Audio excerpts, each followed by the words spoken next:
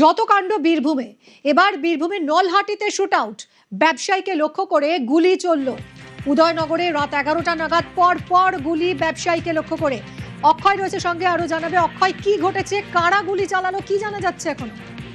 তারপর তোমাকে জেনে রাখি, ঘটনাটি ঘটেছে বীরভূমের নলহাটি থানার উদয়নগর গ্রামে। গতকাল রাত্রি ঠিক 11টা নাগাদ উদয়নগর গ্রামের যে স্কুল, সেই স্কুলের সামনে এই ঘটনাটি ঘটে এবং এই ঘটনায় জখম হয়েছেন শাহে আলম শেখ, যার ডাকনাম বিকি, এবং জনি শেখ, হাবিবুল হোসেন। এই তিনজন জখম হয়েছেন এবং এই তিনজনের মধ্যে একজন এই মুহূর্তে রামপুরহাট মেডিকেল কলেজ হাসপাতালে চিকিৎসাধীন আছেন, হাবিবুল হোসেন। এবং জনি শেখ আশঙ্কাজনক অবস্থায় আছেন।